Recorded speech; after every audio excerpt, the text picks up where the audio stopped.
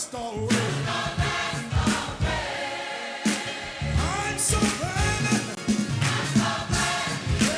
Yes, I am. Trouble don't last always. Hey, everybody. Hey. Hey. Hey. Trouble don't last always. Sorry. Hey, everybody. It's Oliver Happy Hour. We're back for another episode, and we're talking about some interesting topics today, just related to some things also happening in our lives. But let me just introduce myself and my lovely siblings. I'm Daisy O, always ready for the show. Joined by my lovely siblings, Debbie Dev. Debbie Dev here in the building. And Darren. Hey, everybody. All right. So this week, we're talking about Black culture and death. And unfortunately, it's because we've lost a lot of family members in a very short amount of time. Grandma Newbie, Uncle Kenny, Auntie Auntie Harriet, Cousin Tanya, Aunt Luella. And it's just occurred to us to just talk about Black culture and death and aftercare and burials. And if you guys don't have your affairs in order, this episode is really all about understanding why it's so important to have your affairs in order and make sure that your family, whatever you're leaving your family, is in good order so that it doesn't create, because unfortunately things happen with people during death and we see the best and the worst parts of people. Yeah.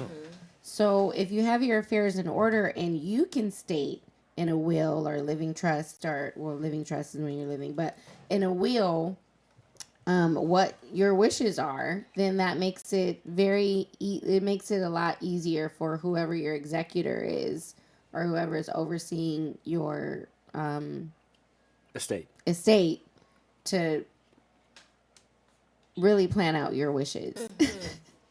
So I was just wanting to ask this question. This is a very odd topic for me, so just give me a moment. I'm not even supposed to be laughing because it's serious. Right. But I think I'm laughing because You're uncomfortable.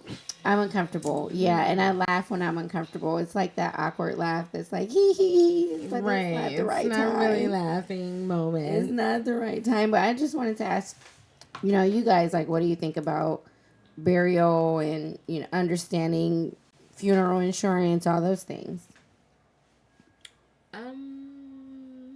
I think obviously it's important to have because you just want things to be in order and not have family members like fighting over money situation, house situation, assets and all that other stuff. And unfortunately, sometimes when a will is set in place, family members will act ugly and just do crazy stuff, take you to court, sue you, and all this other crap, and try to kill you. Yes, or kill you. Like Yeah. what?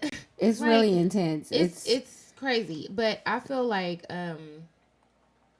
for whoever the person is that is getting ready to transition or whatever, I think it's important for people to have these conversations with their family members and let them know, like, look, this is who's going to be the executor, this is who this is going to, the house is going here, the car is going here. And I feel like if the family members hear from that person's mouth, oh yeah, before they die, before they pass, yeah. It's like, because it shouldn't be any argument like, no, he didn't say that. I don't care if it's written in was stone. all here. Right. Yeah. I feel like and it was recorded. Yes. Yeah. Like having something recorded, having And a video or transcripts. something. Yep. Yes, something like that. Because, oh, goodness gracious. The stories that I've heard, like from friends and coworkers, it's like, damn. Yeah. And I would hope and pray that, like, whenever it's our parents' time, I feel like we Mm-hmm. as siblings, Right. honestly, I feel like I'm blessed to have the relationship with all of you guys and um to be able to be on the same page about Right. certain things. Like, uh, it's no reason to fight. Like, Yeah. what the heck? Right. That's my thing. Like, I just want to keep everything peaceful. You know, whatever mommy and daddy decide, they already have their Mm-hmm. burials and all that good stuff. So it's not like we'll be like Mm. trying to plan a car Question it. wash and trying to gather money together and stuff like that. Which could happen. Yeah. Which happens to a lot of Yes, people. yes. Yeah. So It just happened to my friend. She was like, well, we're doing a fundraiser. My dad passed away, yeah, unfortunately, and we're doing a food fundraiser. And I'm like, unfortunately I can't buy the food, but I will give yeah. because I know it's a lot on a family, especially if they die unexpectedly and Yeah. didn't have their affairs in order. I feel like it's important. Even though it's an uncomfortable topic to talk about. It Mm-hmm. is reality, and it will happen. It's a promise of life is Yeah. you gonna die. So it's Yeah. important to have a plan set in place. Yeah. What do you think, Darren? Well, I'm thinking about just the. I must have shocked you all because I want to go into a little bit of the history of the cemetery, right? Oh, okay. I mean, we're talking about death and aftercare, and it makes me think about cemeteries and just what's the history thereof of cemeteries, and you know, we take it back to even you know how you at the end of any kind of funeral, there's a parting view, and then what happens to the remains is that we put them into a tomb. And I was just doing a little bit of research just on that in itself because it's something very new. I mean, hey, look, we what we do with the remains is often very interesting, and it costs a lot of money to embalm the remains, which using formaldehyde, mercury, all these different things, and then you got to think about the preservatives that they put into the casket itself, which might have a wood or steel exterior, and things like that. Because back in the day, when urban cemeteries first began, it was a very unhealthy place, a cemetery. Just the foul stench of the decomposing body, and this is before all the chemicals like formaldehyde that we started using. I'm talking about 300 years ago. When you think about urban cemeteries and you think about places, many times you see them next to a church, right? Yeah. And that they were on church grounds, that they would wrap the body in shroud and bury it, or it might be a mausoleum, an above ground tomb. Did you know, I was just reading, they were saying that the decomposing body would use up so much oxygen in the tomb that even a candle could not remain lit because it was not enough oxygen. Wow. That if it was like a Dang. family tomb or something, they'd have to, somebody passed away, they'd have to let it air out for a bit because it was a big, huge stench. And the decomposing body, it has harmful bacteria that Right. that Yeah. that happens with that. But even back in the day, if you think about even like some Catholic churches and things like that, where it was a communal, like where it was like, hey, look, these remains have to be on blessed sacred ground. It has to be on the property of the church and things like that. And you think about the fact that, hey, look, the body can take up to 25 years to decompose.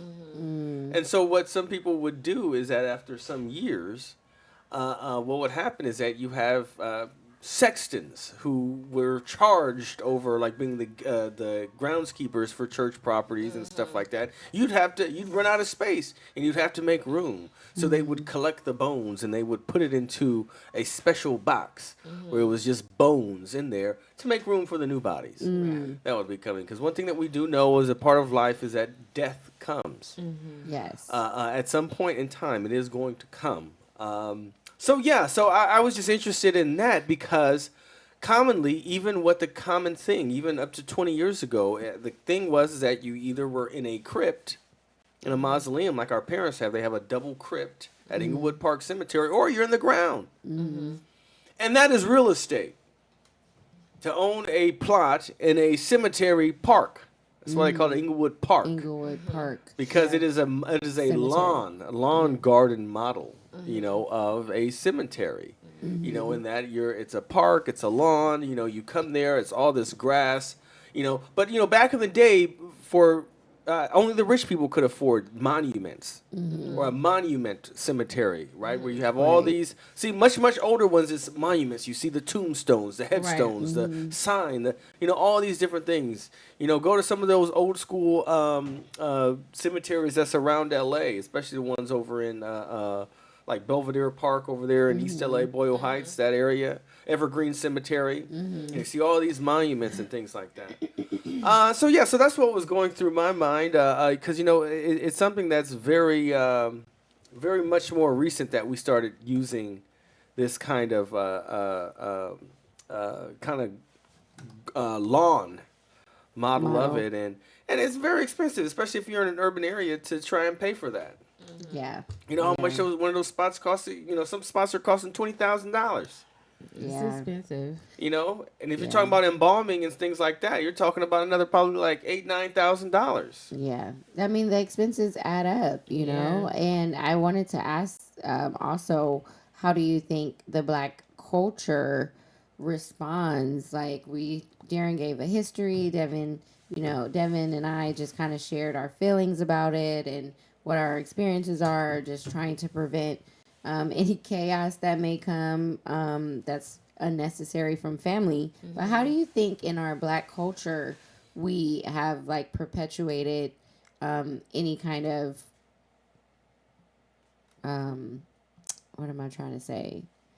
Perpetuated just not being responsible for how things are left to our loved ones, because it's a taboo topic that like, even I'm sitting up here like, I don't really want to talk about it. I just like, I'm like shivering in my boots, and it's definitely a response that a lot of Black people have. It's like taboo, but we need to talk about it. Why do you think it's so taboo in the Black culture? Because people don't want to deal with it. Yeah, like I said, it's uncomfortable to talk about. And then what makes it even worse is if, the death is unexpected. And they could be young. And, they not really considering, like they thinking they, have time to live longer and have time to get affairs in order. Like, but not realizing that we don't know when our time is coming. So it's important. I feel like it's important for parents with children to still have like life insurance, because anything can happen. And then when the parent or when the child grows into an adult, the parent, I feel like they're not responsible, but I feel like it should be a priority for the parent to guide their child or their young adult child into being educated about having life insurance and burial and funeral insurance and all that good stuff. But yeah, like Darren said, just they don't want to deal with it. It's uncomfortable to talk about, and then with gang violence and just violence in general, it just depends on. I really feel like it's crazy. It's crazy. When I was on the cruise, we were coming back from. Quick story, sorry. We were coming back from Ensenada. We were going back to the boat, and we were on the bus, and some lady on the bus was talking about life insurance, having life insurance, us getting on the boat, and she being afraid like that, anything can happen or whatever. She kept saying, I got life insurance, y'all. Y'all better make sure y'all got some life insurance. And everybody was like, oh yeah, we got life insurance. Everybody was saying like they had life insurance. Yeah. And so I don't know, for me, and most of the people on the bus was Black. So it was kind of like good to hear, like, Cause the lady was like, "Ain't nobody gonna be having no car wash for me. Ain't nobody gonna." Be... She was really saying. So Yes. this was a Carnival cruise, right? Yes. Oh, okay. Yes, it was Okay. Carnival Cruise. It's y'all. a It was Carnival. crazy. So they But- were so somebody was trying to sell life insurance. Was she a No, she saleswoman? wasn't trying to sell She life wasn't trying insurance. to She was sell just it. saying She was like. just- right. She was just having like a moment where like she was like, you know, we getting on this boat, we don't know what can happen. Like she was just talking about like I have a feeling she It was was trying just- to pass out a business card. it I mean, was you sure she hella- wasn't an agent? it was hella random. Okay, it was so Right. random. We were like, why are we Right. talking about life insurance right Why now? you But gotta talk about it's life good insurance? that y'all got life insurance. Okay, Yeah. But yeah, so I don't know. It's just taboo. Yeah, it is. What do you think, Darren? About what again? About taboo and like people and I don't think I don't think it's just taboo as so taboo. I think it's just certain people who feel responsible for it. They will invest in it. They will invest in funeral insurance. They will invest in life insurance, and all those different things because life insurance is an asset, a building thing for wealth for your family, for your offspring. You know, I tell my clients too, those with Section 8 vouchers, that if you get a life insurance policy, like you let them know your payment, your payment portion might go down, and you still are contributing towards an asset for your descendants. Right. Exactly. You know, so I think part of it. I remember having certain clients who are African American who did not want to talk about it at all. They didn't want to talk about it. Like, no, don't talk to me about it. And then some of those clients though they did have chronic health conditions and things like that. So it probably made it even more real to them to talk about it. Yeah. But if you do it when you're in good health, then it's like I'm like, hey, look, you might as well have a will and testament and things like that, especially if you want certain things to happen. I think it's real sad many times for in our Black community that when someone passes away, there's so much fighting over money and resources, and some people just decide like, yeah, we're just gonna sell the house and split up the money, and then you find out later, wow, like if we would have just held on to that. Yeah. If we would have just held on to that property or something For like another that, maybe 10, kept it in the family. even if I rented it out, my kid now is needing of a home, and we Right. sold grandma's house or we sold mama's house because we wanted to buy us a Cadillac that's already rusted out and all jacked up and stuff already. It's been 10 years and it's we don't have nothing to show for it. So it's just something to consider.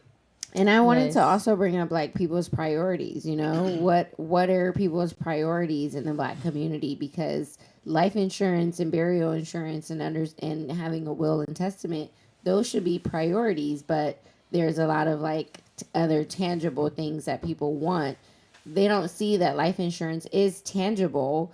It's just that you have to either pass away and or have a rider added to it so that you can access those benefits. So it's a lot of education that I think we need to have with our black communities, just educating them on why this is an asset. Yeah. Even though you don't have the physical, tangible car in front of you, this is a vehicle for your future success and the success of your children. So why not have it for them?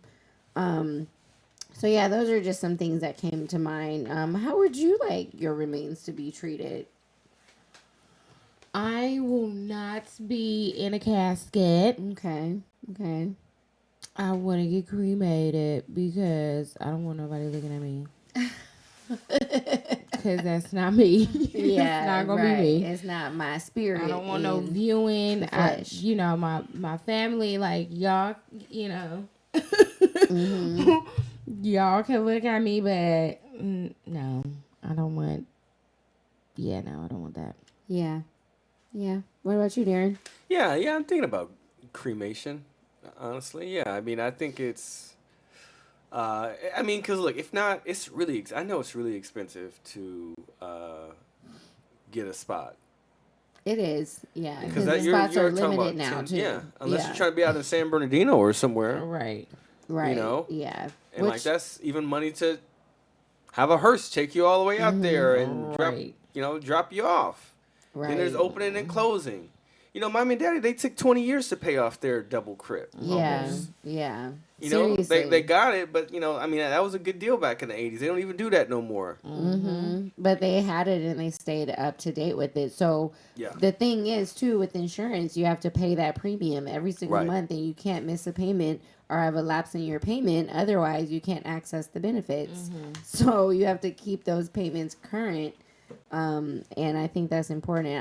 I'm like you guys. I want to be cremated. I'm like maybe a ceremony and like put my ashes in Hawaii because I love Hawaii and I just always felt close there when I stepped on but you guys can keep some of the remains. Like it's just a lot that goes into it. So at least you have to know, like actually know what you want and act and think about it instead of avoiding it. Like Darren mentioned, some of his clients just completely don't want to talk about it. But when you don't talk about it, then that's where you leave it up to everybody else has to make a family, decision, exactly. and that's a lot of pressure on them while they're going through grief and all the emotions that comes with losing our loved ones. But Darren, you said that there is a new option to turn the body into compost. Yes. There is an option to. Devin actually was just mentioning this, and I had just went through for $5,500 or $89.92 a month for I don't know how long.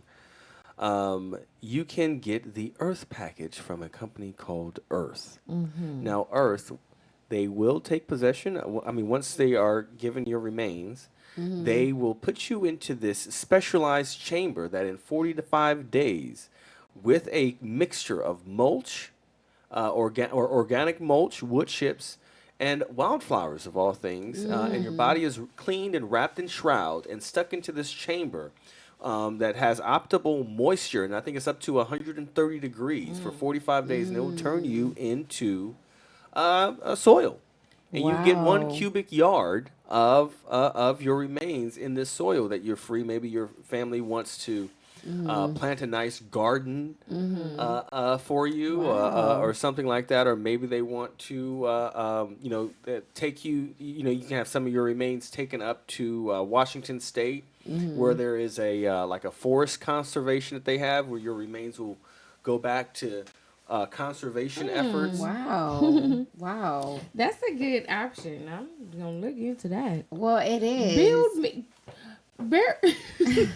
turn my body into compost, and then grow me into a tree. How do you guys feel about donating your organs? Like, do you feel like I don't you want wanna to donate your body to research? Like, I would not no, I do don't think the to research. I know like that's usually like a free like option, but I don't know. I had heard some stories just about that, and I agree. I wouldn't. I wouldn't donate him. I'm not, and don't put that you want to donate it on the driver's license because Yeah, then no. you're added to a database, and then Yeah. people with that database know, and then there's some funny business. Like Yeah, seriously, no. so like I just have never put my I've name never on the checked that. list. Yeah, no. Yeah, don't. No. If Yeah. that's not something that you want, then don't check that box. Okay. I But wouldn't yeah. do it. Yeah, I wouldn't do that. But the Earth package, I mean, 5,500. It sounds very interesting. So you Yeah. can 5 impact trees planted by One Tree Planet. Access to Family Earth Portal. I don't know what worldwide travel protection is. If you want to have it shipped somewhere, Oh, probably, yeah. probably. So they Yeah, have all over the world. travel, right? The travel insurance protection. Yeah. Dang, that's a good option though. Seriously, I think it's very thoughtful of someone to think of this in terms of like putting your remains into compost Right. that could be returned to the earth. Yeah. So Yeah. if you want to do that, that's 54.50, or it's 89.92.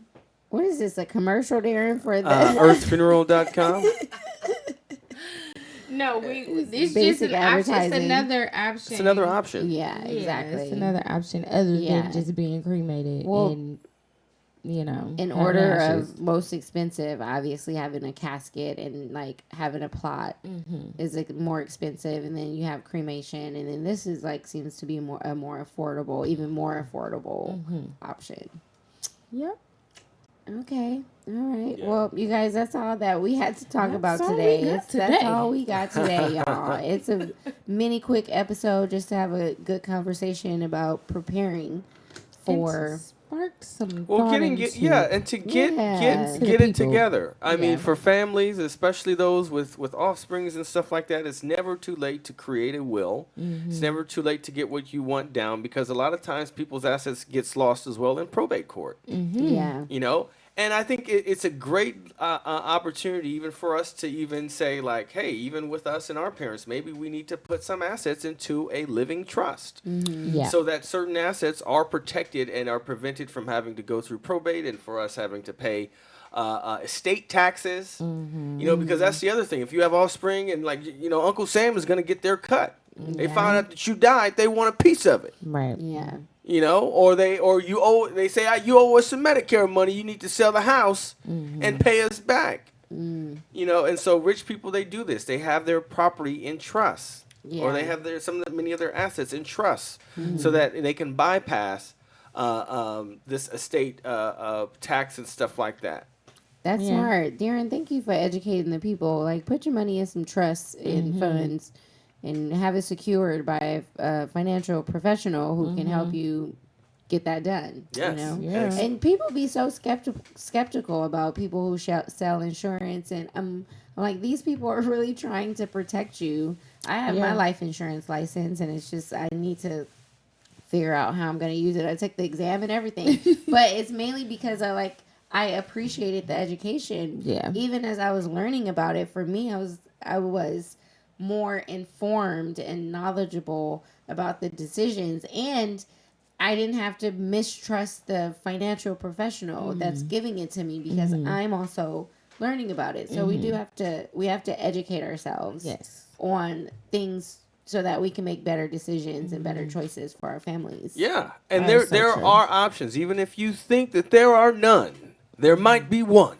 For you. You know, for you out there. You And know, that's- just even like a colonial pen or something like that. Some of them things where it costs just, you know, you don't have to pay that much, but if you're vested in for like 8 years, then like you know your offspring might be guaranteed to a payment upon, you know, you passing away. Right. And I mean, and that's just kind of the basics of it. You know, you just have to be prepared. And I do think everybody needs to at least be aware of insurance and your options, because it's the insurance professional's job to tell you your options, but it's also your job to do the research, and look into it, you know, and see what is the better choice for you. They don't just say, oh, here, you know, here's one option. If you got somebody like that, like, honestly, that person, you need to fire them. Go to the next person, because they're supposed to give you options for you to take home, and then you can also let them know what your needs are, so that they can provide the best products for you that meet your needs, you know? Yeah. But that is their job.